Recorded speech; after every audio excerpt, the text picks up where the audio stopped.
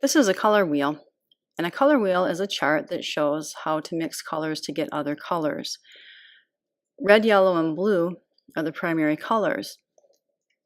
And on the primary and secondary color wheel, which is this one, it shows which two colors of the primary colors you need to mix to get the secondary colors, which are violet, orange, and green. For example, if you mix red and yellow together, you get orange. That's why orange is in between. If you mix yellow and blue together, you get the secondary color green. That's why green's in between.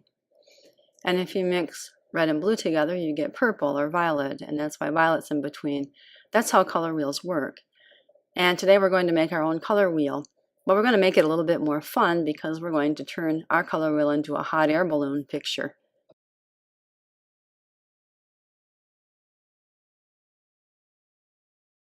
You'll start with a circle that's divided into 6 slices. And the circle's already made for you, but what you need to do now is take your black crayon and trace over all of the lines. Trace over the line of the circle and trace over the lines of each slice. And that way, when you're painting your colors in there, it'll help keep the colors where they belong. So that's what you do first. Then put an initial like R for red, O for orange, Y for yellow, G for green, B for blue, and V for violet to show you where you're going to put all these colors. All right, now for this color wheel, we're going to make it a little bit more fun by making a different pattern in each slice. And I'm starting with red. I don't have to mix red at all because it's primary. And I'm going to hold my brush like a pencil, and I'm going to make just a little polka dot pattern. Now you can make a pattern in your red slice too, but you can try a different pattern if you'd rather do that. You can even try out the pattern on a scrap piece of paper if you'd rather do that.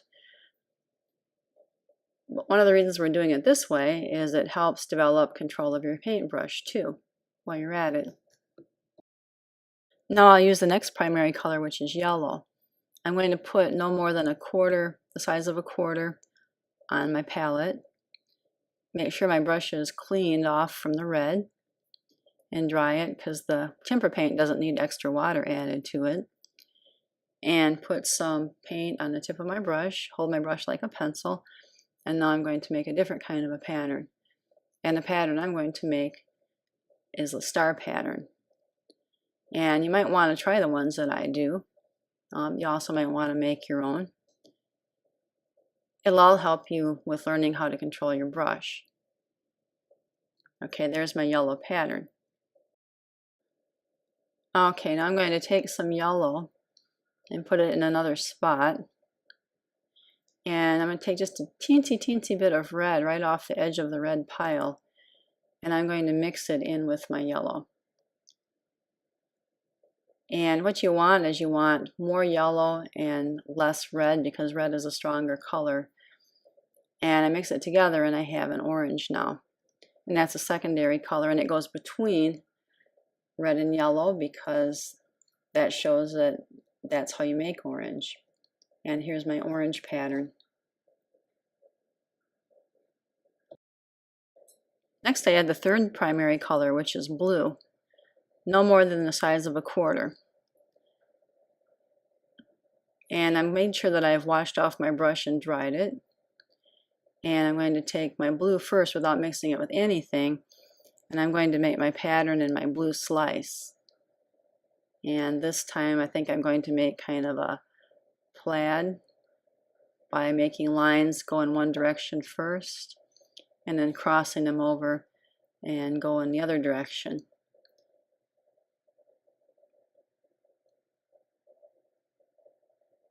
Like that.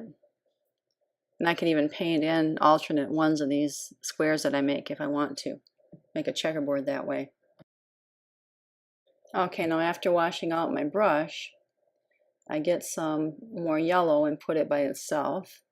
And take a itsy bitsy teeny weeny little bit of blue. And I'm going to mix a lot of yellow and a little bit of blue because blue's stronger, and that's going to give me a green. If I mix more blue, I get a darker green. Less blue, I get more of a yellow green. And now I'm going to make my green pattern in my green section. Hold my brush like a pencil. And this time I'm going to try making some zigzag lines.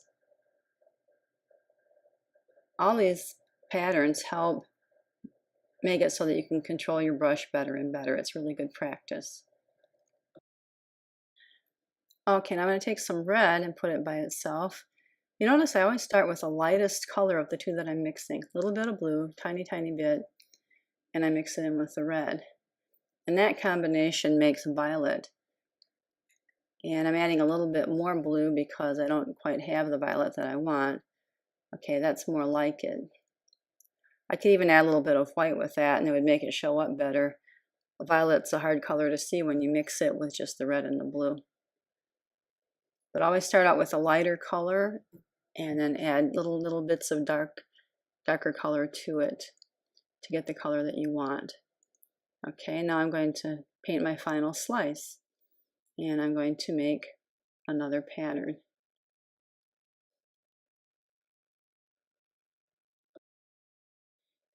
Here I'm just going to cross some lines over like that. So now we have a hot air balloon with some interesting patterns, and it's not just solid colors. And once that dries, we're going to be able to cut that out and glue it onto another piece of paper to finish the picture. Remember when you're cutting to turn your paper and keep the scissors going kind of in the same direction, and it makes it easier, and take your time. Just cut out all the way around it. You don't need to cut out the letters with it. And when you glue it, remember you're going to glue around the edge, but you're only Now going to make imagine your dots, basket and you're going to hanging make down them, below the balloon, an inch and and a trace half your finger apart down or a so. ways to where you would And when you imagine glue the it on, basket you're to going be. to make sure there's room underneath And then make it two for the dots, balloon one straight basket. across from each other, that show about how wide you want the basket to be. Then draw a line that curves and connects the two dots, and another line that curves and connects the two dots, and you'll have a foreshortened oval. And then two slanted lines, and then a line that curves more than the curved line for the top of the basket.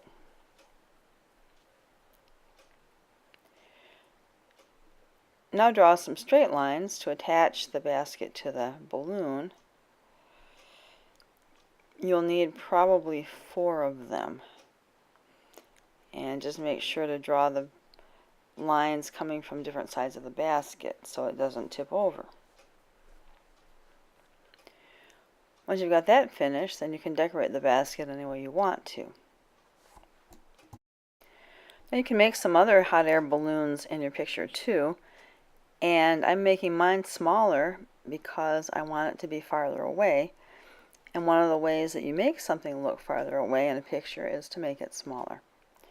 So I start with my circle, my 2 dots, and then my curved line that goes over the top and then underneath, my 2 slanted straight lines, my other curved line, finishing up the basket, and then my 4 straight lines to hold the basket to the balloon. Then decorate that balloon any way you want to. You can do more hot air balloons too. You can make it like it's a hot air balloon party if you want to, or festival. And you can put people or animals in the basket.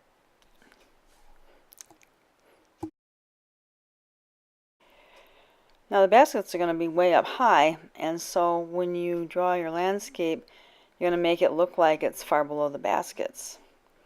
So I made some curved lines for hills, and you can draw things down there like tiny little trees or little houses or anything that you could imagine that would be down there in that area where the balloons are flying.